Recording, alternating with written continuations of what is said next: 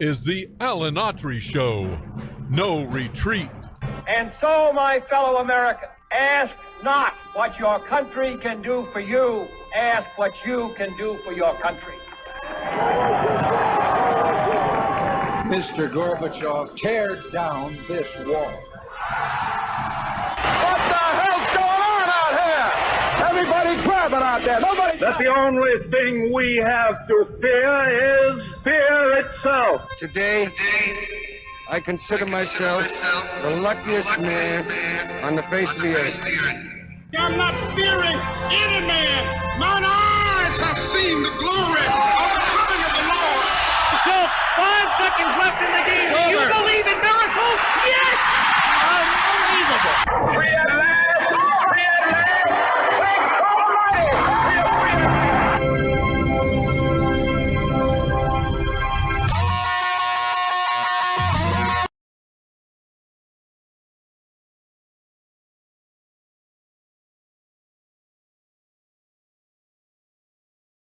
You're listening to the Alan Autry Show on the best talk in town. Talk Radio 1550 KXEX. Welcome to Alan Autry No Retreat. I'm old Alan Autry. It's a beautiful Monday here in Fresno. Just talked to my boy in New York. It's a beautiful day in New York. And we have viewers in New York via social media. Hey to y'all and everybody that's tuning in today, whether it be by radio here in my beloved Fresno, Clovis, and Central Valley to all over the country, especially down south. We filmed in the heat of the night for one season in Louisiana, 6 in Georgia. Got to travel all over the South for quite some time and consider that my second home. Excuse me as well. Welcome aboard, folks. So I missed Friday, but I heard Guillermo Moreno came in and did a great job and read some of the emails. And Guillermo, man, don't do too good of a job. You have to fire me. Get out with the old and in with the new, dude. No, just kidding. He's something special.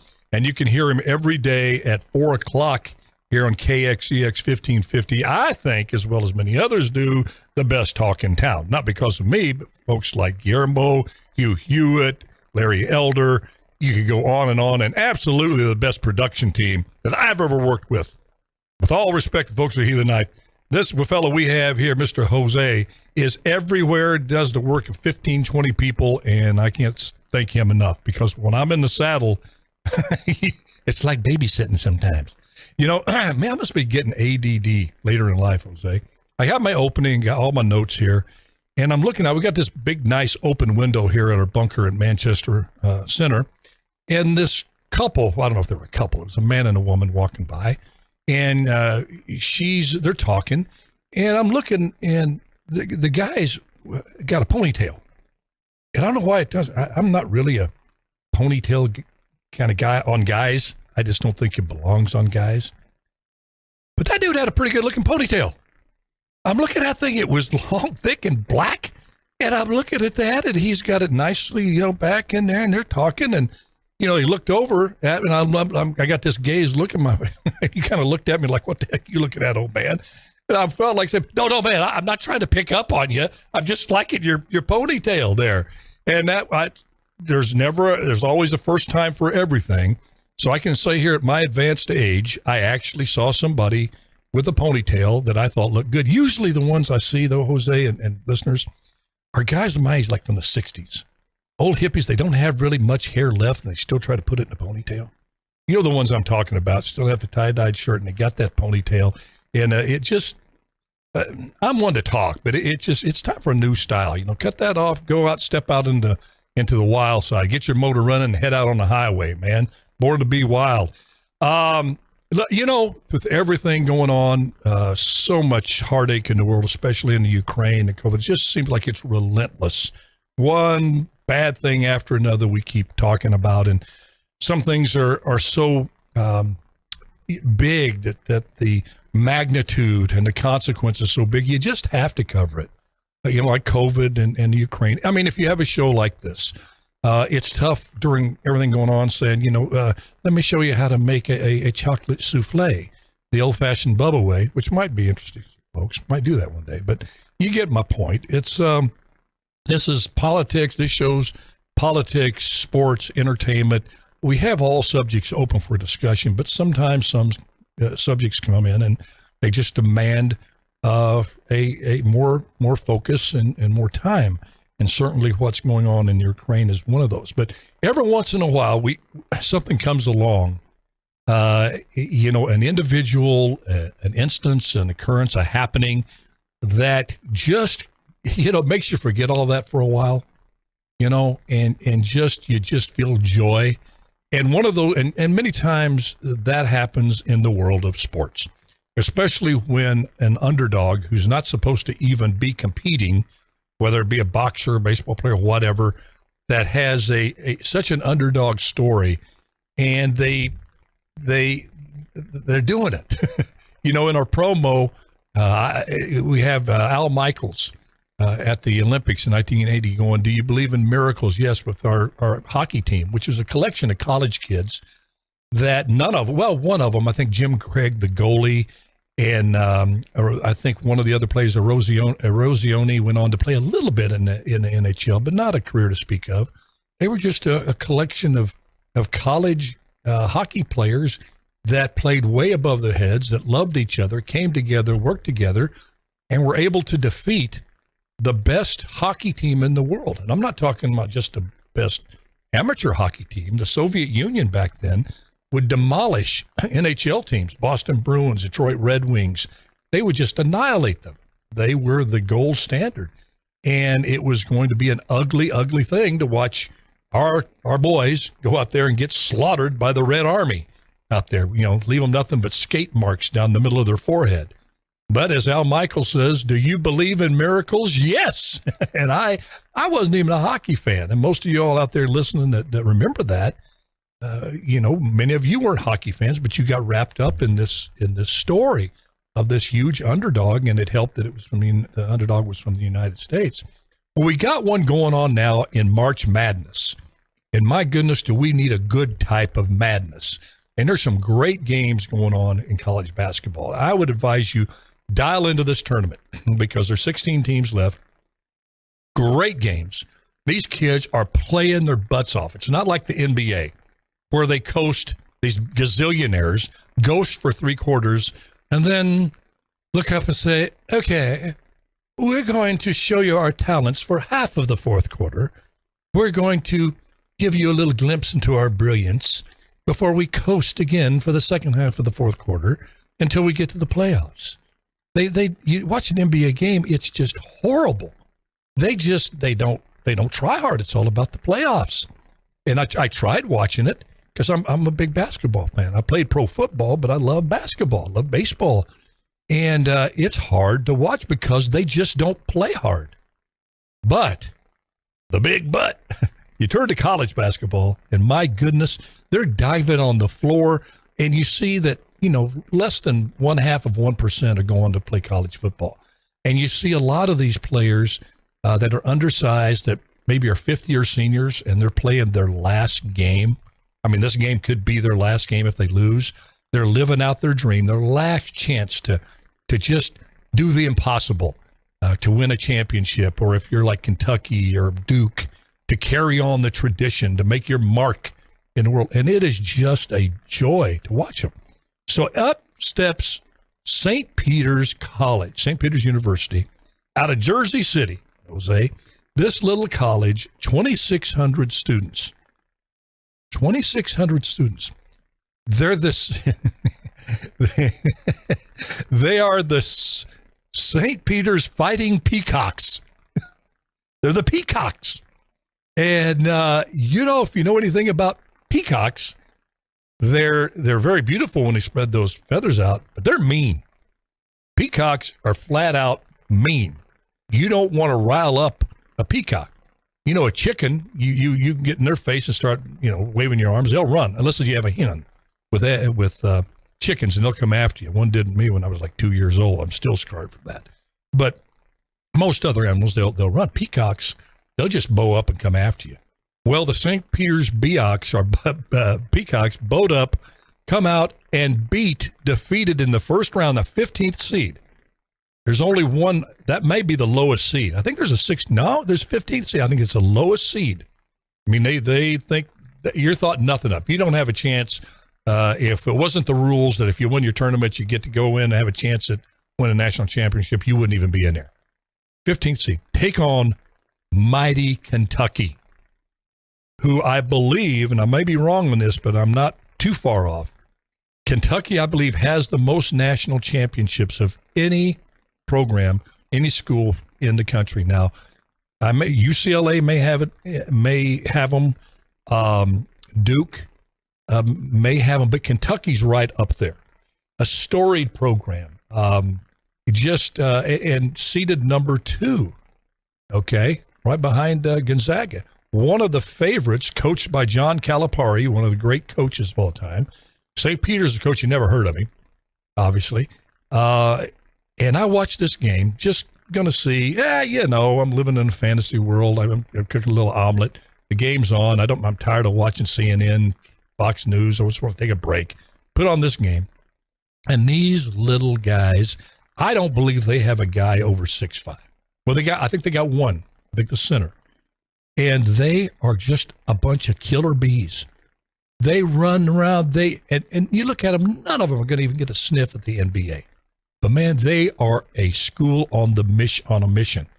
And they never look for 1 second like the moment was too big against these strapping 6'9" Kentucky players with wingspans out 30 feet. You look at it, and it looks literally like a pro team against a junior high team. That's really how it looks visually. And they come out, and you can see Kentucky kind of, we'll play with these guys, a little bit. They're very nonchalant. Oh, we just had the school championships. Thank you. Jose got it up there.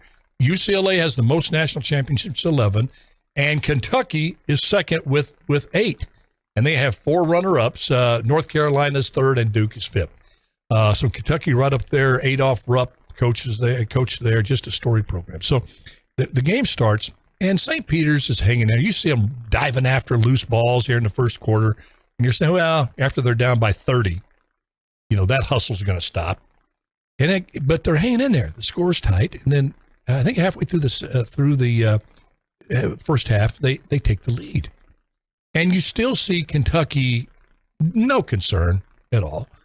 John Calipari, he senses something. You see the look in his face. He does not like what he's seeing out there. The coach of Kentucky, he calls a timeout. They come over. Well, he reads them the riot act, and they come back out. They play a little bit, but St. Peter's, the Peacocks, will not go away. Every minute that goes by, those feathers get brighter and bigger. Long story short, and I think it's a story worth telling. I'm still not over it. I just enjoyed this so much. St. Peter's Peacocks beat Kentucky. They beat Kentucky. It is really one of the biggest upsets in recent sports history, this team. I think, looking at the two teams, I think it's up there in the top 10 of all time in any sport. So, okay, do you believe in miracles? Yes, once. Well, do you believe in miracles twice? Their second opponent is Murray State. Not a real well-known program, but lately in the last 5-7 years, they've emerged like Gonzaga, as a really strong program, one that can hold its own against any program in the country. Well, the Peacocks rose to the occasion and beat Murray State. So now you have, going to the Sweet 16, you got Gonzaga, the number 1 seed. You've got Duke. You've got Arizona. You got all of these programs. And yes, guess who gets to go to the Sweet 16 is the St. Peter's Peacocks. And I'm now a Peacock fan. Peacock power, baby. Peacock. What sound does the peacock make? Make up one, Jose. Ah! Ah! No, that's me when somebody steps on my toe. That's, anyway, Peacocks. I'm just, anyway, I needed that story. I don't know how long the run's going to go, but that team, they hustle. They embody everything good about sports. And their coach is just, you can just tell, has such great rapport with the players. Okay, before we take a quick break here, we're going to have a little art session. That's Autry's Random Thoughts. Because it just things that befuddle me. I don't understand them, and I want to share them with you. And perhaps, and sometimes it's in jest, but sometimes it's I'm genuinely curious and want to know. And I really want to know what I'm about to ask you. Have you noticed that things that first, let me preface it with this. Inflation's bad, no doubt about it. And it's out of control. If we don't get control of this, the government, the Fed, Federal Reserve, all those involved with doing what they have to do to get this money supply where it needs to be, we're in deep doo-doo. Everybody knows that. But it's bad. But for example, you always, even though there's inflation, you want to get all that you used to get, even if it costs more. You know what I mean? I mean, if you get a quart of milk, you want to make sure, and it goes up, whatever, triples, that you at least get a full quart of milk with that. If you get, a package of bacon, there's, I don't know how many in there, 20, 25 in a package of bacon, prices triple, but you at least want to have the same amount of slices in that bacon, right? I'm not wrong on this, correct? Well, I've noticed something. We're starting to get less. As inflation's going up, we're getting less of what we used to get. Have you noticed, you ever open up a package of potato chips lately? I mean, it used to be you had the chips would go to the top. You could grab a bag off the shelf, and you had to be careful because you grab up high. You had to just grab it with both hands gently because you would smash the chips because the flat bag was full of chips. You can reach up there now, grab the top, and it's nothing but air. You can go down another 3 or 4 inches, air. You do it again, and you look there, it's about 2/3 of the chips that used to be in a bag. That's in a regular size bag, the family size. You get the little ones, the little lunch bag. I mean, there's like 6 or 7 chips in that sucker. And you look at that, seriously, you open up the bag and the wind blowing out blows your hair back. You open up that thing, you get it too close to your face, and then you look in there, you dump it out, and there's 5 chips next to your sandwich. What do you do with 5 chips? And yet the price is tripled. And I've noticed the big thing is I like eggs because I'm an old guy. I'm supposed to eat protein. A lot of you guys out there can relate, and women, check, especially egg whites. But they found now that the egg yolk is not as bad as they thought. So the yolk's on you. I've been eating yolks forever. I never bought that because that's where all the good stuff, all the good vitamins are in that yolk. So I never took the bait. I never did. And now they come around and said it's okay to eat egg yolks. Yeah, surprise, surprise. But have you noticed the size of eggs? I went in there, the extra large eggs. I went in the other day, and we have that picture that I sent you. Okay, we're going to show. I went in a package of extra large eggs, and is it on the screen now? No? It is? Okay. That's me showing the egg. Okay. There it is. It's coming up. All right. That, my friends, and I won't tell you the local market because I like the folks. That is what is supposed to be and supposed to pass for as an extra large egg. Now, I want you to notice that picture. Radio folks, you can't see it. I'm purposely holding that egg closer to the camera. Why? Because the closer an object is to the camera, the bigger it appears. Like that mirror that says the traffic behind you is closer, the car behind you is closer than it appears. Well, I put it up there to just, that sucker looks like a pigeon laid it. It didn't look like a chicken laid that. I can remember back in the day, chickens, good size, extra large eggs, you could tell the difference. In fact, I haven't even seen small eggs or medium-sized eggs anywhere. I don't even know if they could, I don't even know if they sell them. And this is what befuddles me. Have you bought a chicken breast lately?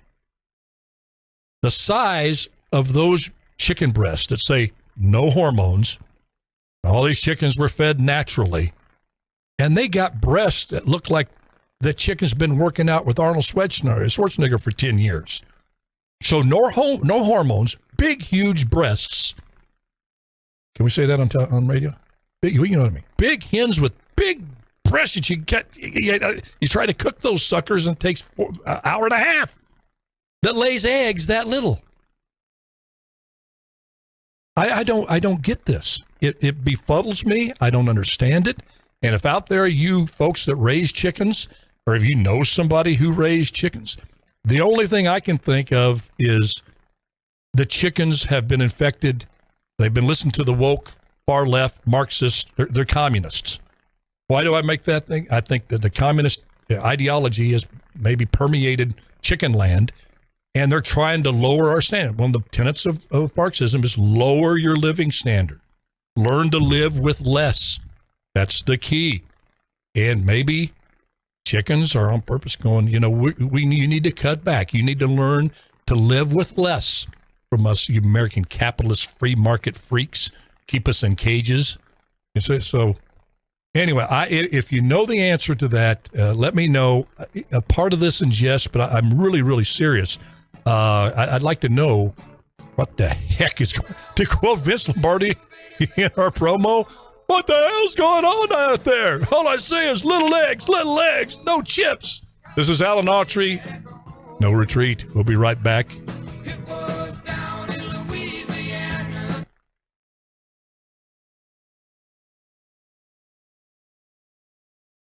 I know I'm going to get some criticism online, folks. I want to share with you, radio folks can't hear me.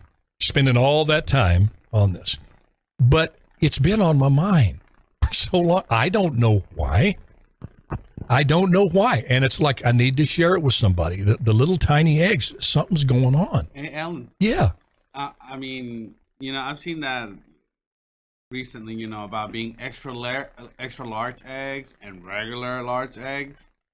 Like, has that been going on for a long time? Like, supposedly different sizes, but they're always all the same? Jose, here's what I've noticed, and this is why I brought it up. The store I go to, which is one of the big stores here, I just don't want to call them out because I'm not criticizing them, but I have not seen any regular eggs. It says all of them large. I'm not a conspiracy theorist, but what is going on there? Is there something going on inside the chickens? Is there a crisis here? Are they going to eventually dwindle to nothing? Stop laying? Is there something going? There's something going on here. Have they, genetically altered them so maybe they can make more profit, more little eggs they can sell? I don't understand. All I will tell you, that what I showed you in that picture ain't no large egg. It ain't the large egg I grew up with. In fact, I believe, I think it was an extra large. And it's just going down. And then yet you get these, I got these 2 chicken breasts I cooked the other night, all natural. I think it's called Rosie's chicken. No hormones, treated humanely, all the stuff. And I'm thinking, my gosh, these 2 breasts, you could cut them and make 3 out of them. And how are they getting that big? It just doesn't make sense to me that a chicken could grow, a hen could grow that big naturally. What if it's too much meat that, the eggs can't be that big inside of the chicken because the chicken's so big, it's too meaty, I guess, or something. I don't know. This is, let me tell you, you bring up very, very interesting questions. So this is something that needs to be researched.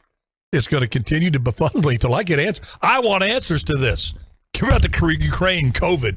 I want the conspiracy of the little eggs solved.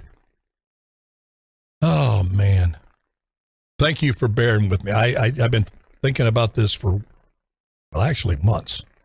You go into the store and I tell you, that carton I took home the other day, I opened it up. All right, 30 seconds. I should open it up and check it. I just don't. Because there could be cracked eggs in there and that sort of thing. I've done that before too, come home, cracked eggs. I just don't check. And that thing was just like little tiny pigeon eggs. I mean, it took 10 eggs to make an omelet.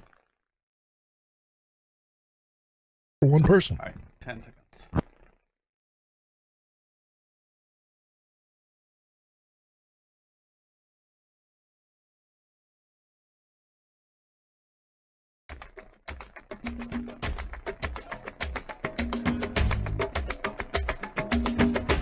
You're listening to the Alan Autry Show on the best talk in town. Talk Radio 1550 KXEX.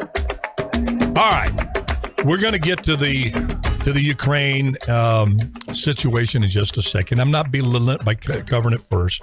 It's just we do it a lot. I want to bring in other things to the show. And sometimes they may not make sense to you out there. I'm sorry if it offends you. I don't intentionally want to offend anybody. I really don't. I just can tell you the truth and what's on my heart. I'm just getting too dang old to fake anything. And if I feel like I want to share something just out of the blue, but I think it might be helpful, that somebody out there listening or watching might get something positive out of it, I'm just going to go with it. And that brings me to my next subject. And believe me, we'll get to the latest on Ukraine and this fellow Madison Cawthorn and the escalation of the Ukraine war and some of the predictions we made on this show many months ago that are coming to pass. But you know, you look at things out there and it looks like chaos. It looks like everything's just totally out of control. And it's hard to grasp the reality and believe sometimes that what looks like total chaos is actually God's perfect plan falling in place. Because the Bible says, my ways are not your ways. He says, I will make fools out of the wise. He operates on a different plane, and we can question him when we get to heaven. But right now, if you're a believer, you got to go on faith. He's in control, and he's doing what's best for us. That also comes to this verse of the Bible I'd like to share with you. And it's Romans 8:28. And Romans 8:28 says, all things work together for good to those who love God and are called according to his purpose. Notice it says all things, not some things, or not just the pleasant things that happen in life. All things work together for the good to those who love God and are called according to his purpose. I just want to share a couple of things with you. One that happened several years ago, and one that happened today, that kind of brought my mind and my heart that God's in control of everything. From the biggest issue, the Ukraine, COVID, whatever, the issue of life and death, and just the everyday things. I believe everything is planned. There's a purpose to everything, regardless of how innocuous it may seem, that every occurrence has a purpose, how insignificant it may seem. There's God's plan in all of it. If you're aware of it and you're looking for it and you're open to it. And one instance that comes to mind to me years ago, I was heading back to do Grace Under Fire. I did it 1 year with Brett Butler. And I was living here in Fresno and then driving back, driving to Studio City. I would be there for the week, come back on Friday.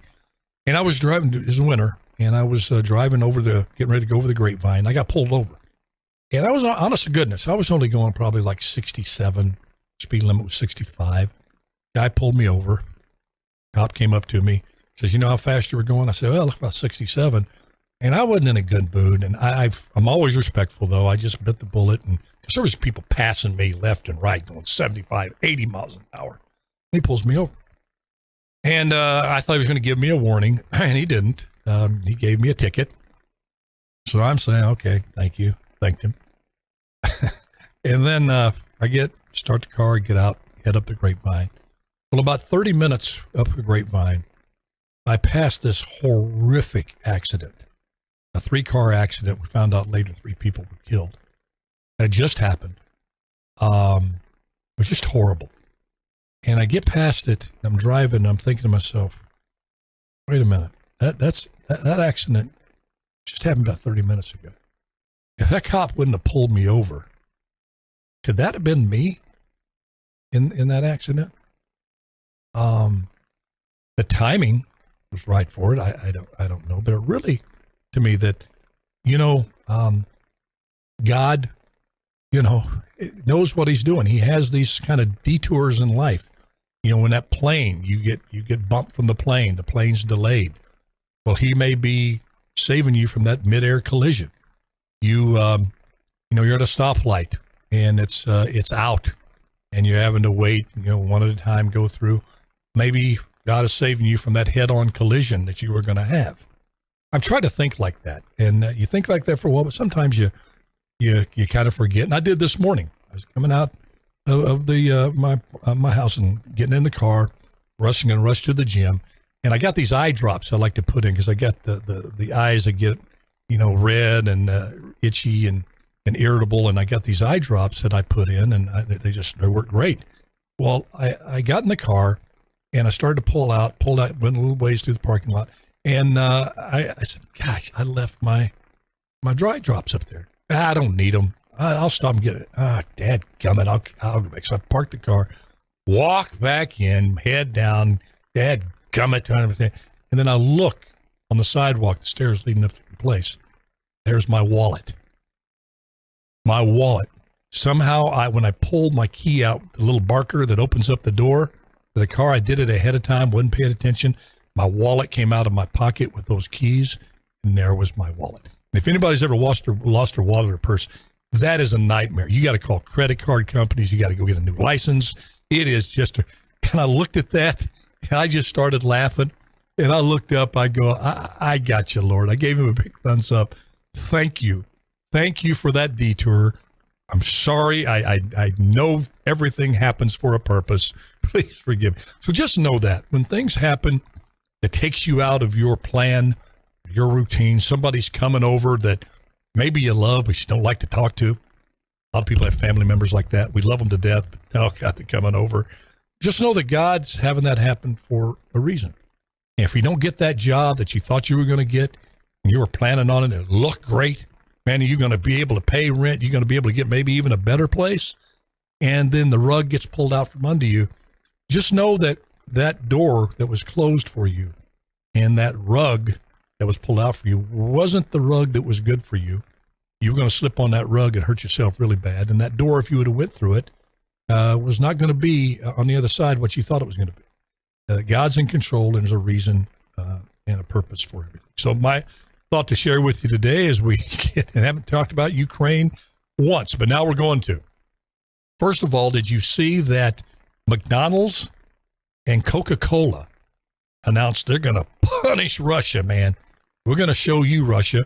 McDonald's shut down 350 locations in Russia. Coca-Cola followed suit. They're pulling out of Russia. No more Coca-Cola.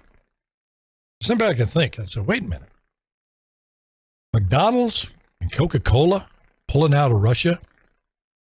What could be bad about that when you probably extended the life of an average Russian by 10 years? I mean, it would have been like we're pulling out, the wheatgrass industry. I'd say, right. But McDonald's and Coke, I mean, that's kind of a sanction that's very helpful. Anyway, just thought that went through my mind. Also, did you see that Sweden and Switzerland are sending weapons to the Ukraine? Sweden and Switzerland. I didn't even know they had weapons. I didn't know they had a military, to be honest with you. They have been famously neutral in every world conflict. You never hear a thing about that vaunted Swedish army or that fearless Switzerland Air Force. But they sent, apparently they do. It's not the unarmed little, snowflake countries that people think they are. Which is really not shocked about it, but just surprised that.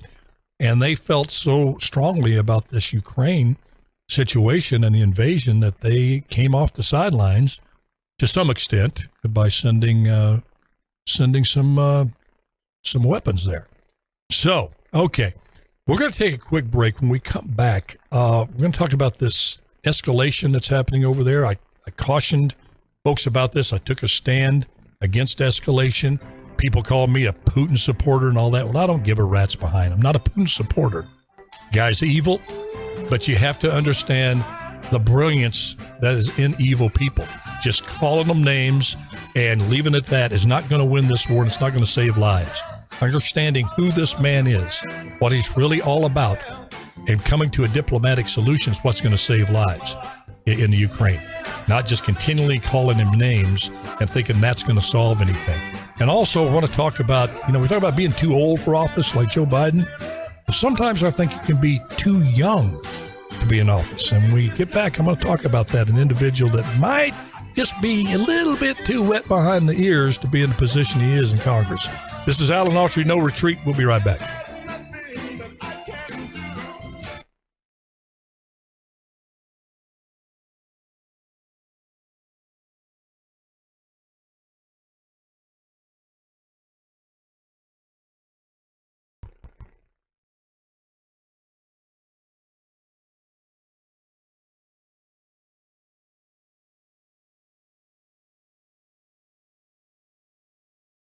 Y'all have a good weekend.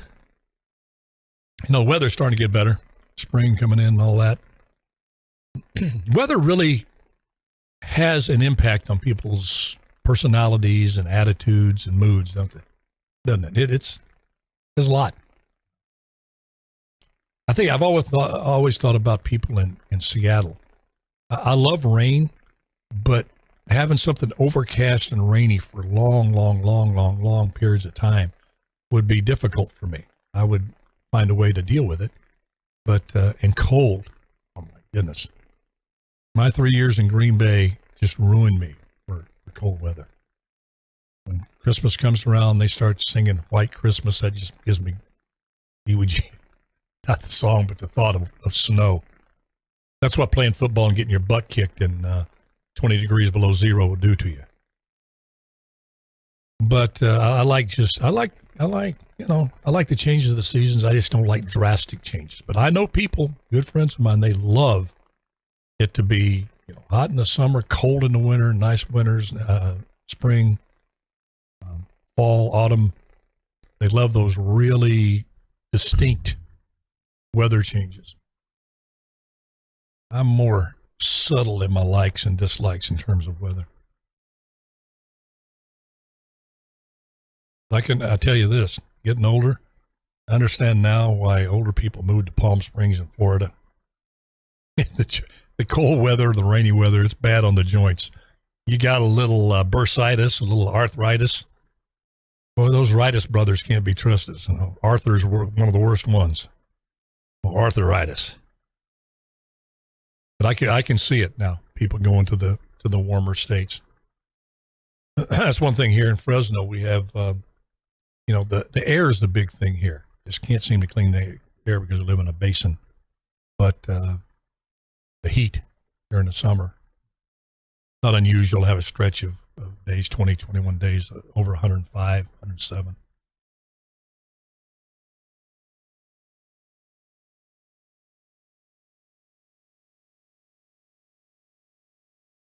You have an interesting show when you end up talking about the weather. 30 seconds. I love talking about the weather. I used to didn't like it. The older I get, the more it's interesting to me. All right, we're going to go back on radio here in just a second.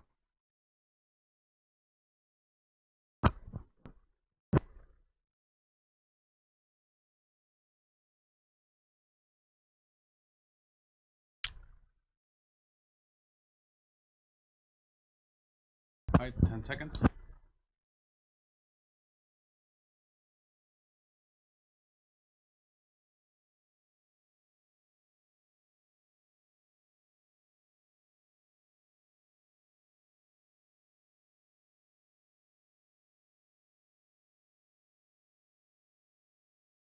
In town. Talk Radio 1550 KXEX. Call Alan now. 559-899-1550. And welcome back to No Treat, a little Sweet Home Alabama for our loyal follower Lane there in Alabama.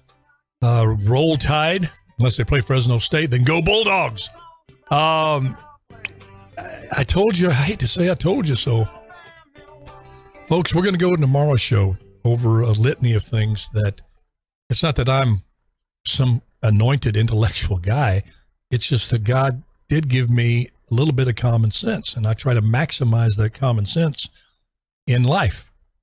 And I predicted a lot of stuff going on, including that Joe Biden will probably not make it to the midterms, either a health situation, either real or made up, or a scandal would happen to take him out. Because he's just a liability to the Democratic Party, and they're not going to, they need to get rid of him, they think. And it just happened with the Hunter Biden laptop which the New York Times and all the other media outlets said was just a bunch of Russian misinformation. Now the Times came out yesterday and said, no, our bad. It's real. Everything on there is real. The good, the bad, and the ugly. And there's not much good, a lot of bad, and a whole lot of ugly. Not only about Hunter Biden, but his father, Joe Biden. Stuff now, so the bloodhounds are out there. The blood's in the water. Watch the sharks come after him because they do want him out. There's no doubt about that. In fact, for the first time, other talk show hosts, one in particular, I'll play the soundbite tomorrow, has come out saying that. And we were the first one to smell this out months and months and months ago that this was going to happen. But let's go back to the Ukraine and this whole notion that Putin is crazy, insane, pathological, that he's sociopathic.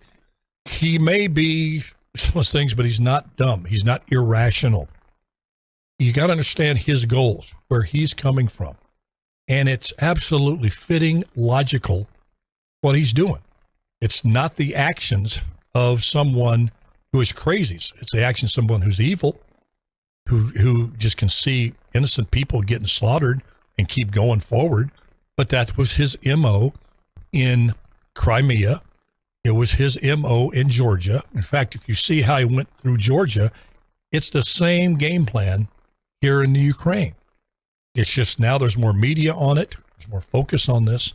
And we'll talk about this more on Tuesday and Wednesday as well.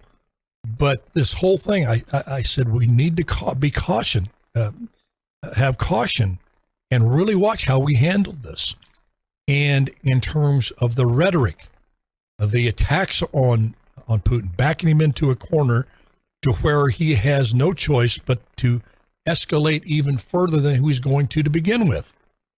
And this was always he had always had plan A, B, C, and D. The fact that the Ukrainians were going to fight harder than he expected was always part of plan A. Well, plan A was you go in there, they lay down their arms, and they give up quickly. Plan A. Plan B, what do you do if they fight?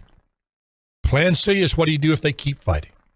And plan D, what do you do if they say we're never giving up? And he has a escalatory strategy for each one of those eventualities.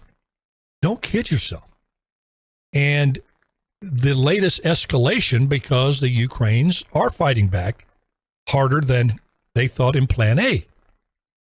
And now he's going to this scorched earth, and he just unleashed a hypersonic missile, and it destroyed a military base. Now, this hypersonic missile, it's a scary deal. It flies 5 times faster than the speed of sound.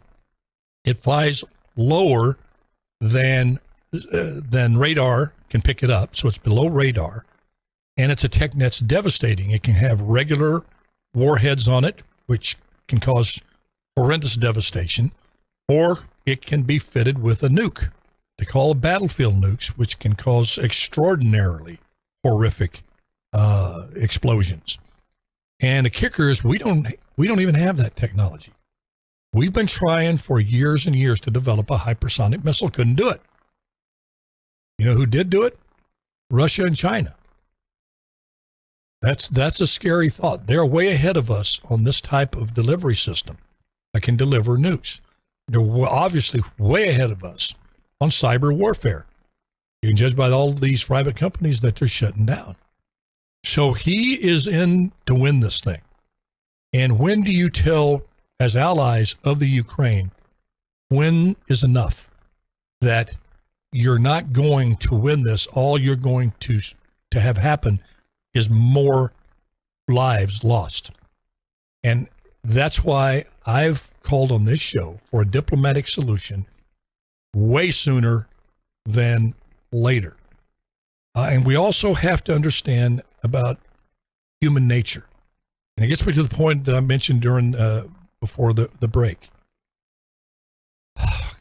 Vladimir Zelensky, the president of the Ukraine, has emerged as a worldwide hero. He's, in some quarters, is almost worshipped as the perfect leader. Now, I admire him. He's got a lot of courage. He's willing to looks like he's willing to die for his country. That's always an admirable trait because you believe in something. He's able to rally the military and the people of Ukraine, which is admirable.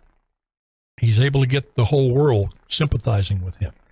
But we got to be careful that you don't canonize and anoint and make bigger than life this individual that we support, who I support. Don't get me wrong.